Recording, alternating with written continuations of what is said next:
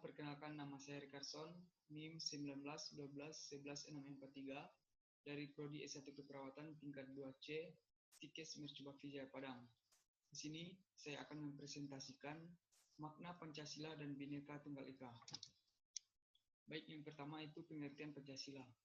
Nama Pancasila berasal dari bahasa Sanskerta yang terdiri dari dua kata, yaitu panca yang berarti lima dan sila yang berarti prinsip atau asas. Hal itu berarti ada 5 pedoman penting rakyat Indonesia dalam berbangsa dan bernegara.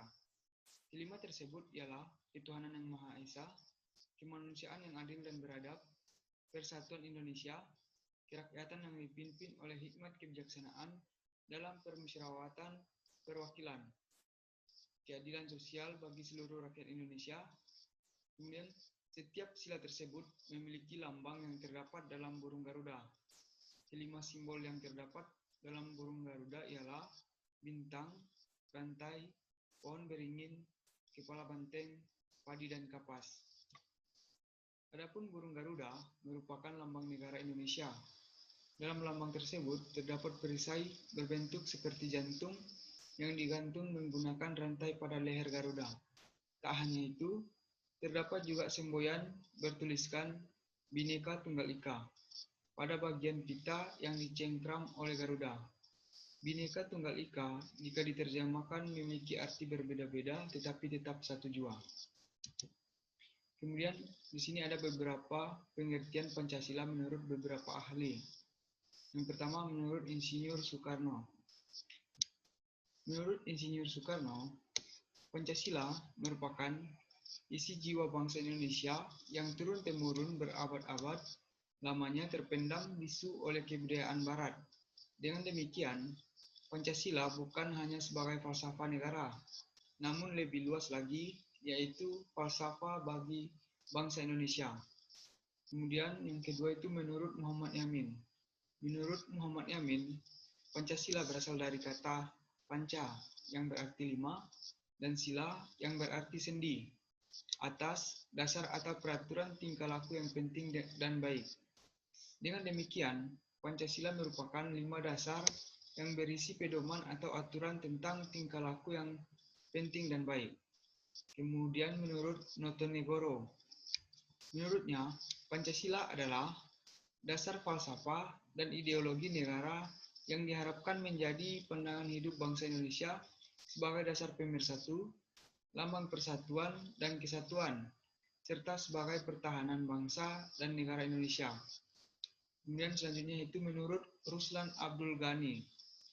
Menurutnya definisi Pancasila diartikan sebagai sebuah filsafat negara yang tercipta untuk menjadi ideologi kolektif demi kesejahteraan rakyat dan bangsa Indonesia. Kemudian di sini ada tujuan Pancasila. Yang pertama itu menghendaki bangsa yang religius, yang taat kepada Tuhan Yang Maha Esa. Kemudian menjadi bangsa yang adil secara sosial ekonomi. Kemudian yang ketiga menjadi bangsa yang menghargai HAM atau hak asasi manusia. Kemudian menghendaki bangsa yang demokratis.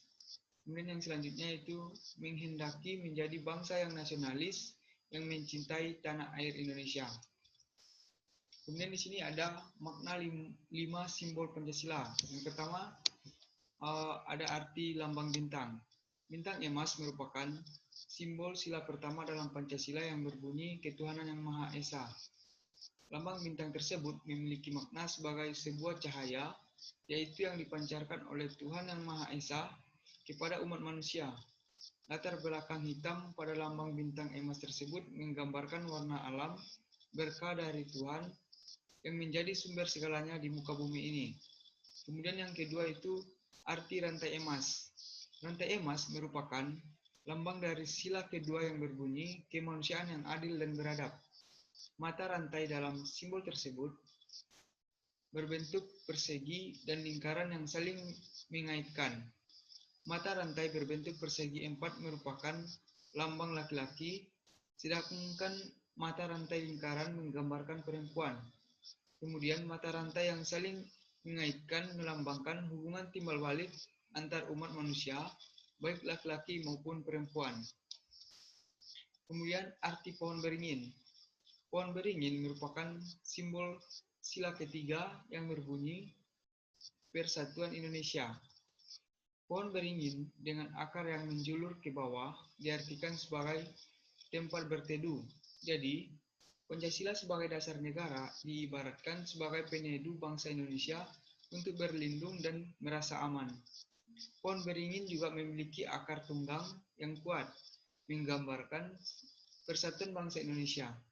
Sementara, sulur-sulur pada pohon beringin melambangkan suku, keturunan, dan agama yang berbeda-beda di Indonesia. Meski berbeda-beda, mereka tetap bersatu sebagai bangsa Indonesia di bawah lambang Pancasila. Kemudian yang keempat, arti kepala banteng. Kepala banteng merupakan simbol sila keempat Pancasila yang berbunyi kerakyatan yang dipimpin oleh hikmat kebijaksanaan dalam permusyawaratan perwakilan. Banteng diartikan sebagai hewan sosial yang suka berkumpul dan bergerombol. Saat banteng berkumpul, menjadi lebih kuat dan sulit diserang lawan. Jadi, lambang kepala banteng tersebut menggambarkan budaya bangsa Indonesia yang senang berkumpul, berdiskusi, dan bermufakat. Kepala banteng menjadi perumpamaan manusia dalam mengambil keputusan, yakni yang harus dilakukan secara tegas. Kemudian yang kelima, arti padi dan kapas. Padi dan kapas merupakan simbol sila kelima atau terakhir yang berbunyi keadilan sosial bagi seluruh rakyat Indonesia. Padi dan kapas melambangkan dua hal yang dibutuhkan manusia demi bisa bertahan hidup. Padi melambangkan ketersediaan makanan, sementara kapas ketersediaan pakaian. Dengan adanya ketersediaan pangan dan pakaian, manusia akan bisa bertahan hidup dengan nyaman. Kemudian selanjutnya itu ada Bhinneka Tunggal Ika. Bhinneka Tunggal Ika merupakan semboyan bangsa Indonesia yang tertulis pada lambang negara Garuda Pancasila. Memiliki arti berbeda-beda tetapi tetap satu jua. Semboyan ini menjadi jati diri bangsa. Indonesia sendiri merupakan negara multikultural dengan keberagaman yang ada, mulai dari suku, bahasa, agama, adat, dan budaya. Semua menyatu dalam perbedaan. Meskipun banyak keberagaman, nilai persatuan dan kesatuan tetap dijunjung tinggi di Indonesia. Perlu adanya sikap toleransi dan saling menghargai dalam menyikapi keberagaman ini. Perbedaan bukanlah alasan untuk saling memecah belah ikatan persaudaraan. Meskipun sangat beragam, bangsa Indonesia tetaplah satu kesatuan yang tidak bisa dipisahkan. Kemudian di sini ada sejarah Bhinneka Tunggal Ika. Sejarah Bhinneka Tunggal Ika bermula dari kutipan sebuah kakawin Jawa kuno atau lebih dikenal dengan Kitab Sutta Soma. Kitab ini merupakan keberagaman karangan Empu Tantular pada masa kerajaan Majapahit sekitar abad ke-14 Masehi. Kitab Sutta Soma ditulis sebagai falsafah Nusantara yang sejak zaman kerajaan Majapahit sudah dipakai sebagai moto pemersatu Nusantara, diikrarkan oleh Pati Kerajaan Majapahit, Gajah Mada. Melihat sejarah Bhinneka Tunggal Ika yang mampu menyatukan Nusantara di masa kerajaan Majapahit, akhirnya Muhammad Yamin mengusulkan Bhinneka Tunggal Ika untuk dijadikan semboyan bangsa Indonesia. Muhammad Yamin berpendapat bahwa semboyan tersebut cocok dengan kehidupan bangsa Indonesia yang beragam. Nilai-nilainya cocok diimplementasikan sebagai jati diri bangsa, baik dari segi perbedaan agama, ras, suku, dan budaya. Kemudian di sini ada makna Bhinneka Pancasila. Seperti disebutkan di awal, bahwa Bhinneka Tunggal Ika menggambarkan persatuan bangsa Indonesia yang terdiri dari beraneka ragam suku, budaya, ras, agama, dan bahasa, pluralitas yang tercermin pada masyarakat Indonesia sejalan dengan semboyan tersebut. Frasa Bhinneka Tunggal Ika yang artinya berbeda-beda tetapi tetap satu jua, sudah diperkenalkan sejak zaman kerajaan Majapahit. Keberagaman sudah ada sejak dulu.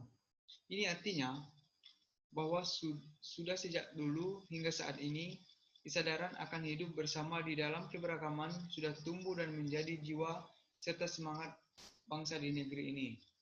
Kemudian Indonesia yang kaya akan keanekaragamannya harus mampu menjaga kesatuan bangsa, sehingga bisa menjadi inspirasi bagi bangsa Indonesia. Kita harus tetap menjunjung tinggi persatuan, menyelaraskan perbedaan, dan bersikap toleran pada keanekaragaman. Bhinneka Tunggal Ika, Bhinneka Tunggal Ika, berbeda-beda tetapi tetap satu jua. Baik, terima kasih. Sekian presentasi dari saya. Mungkin masih banyak kata-kata atau kejanggalan kata. Saya mohon maaf. Terima kasih.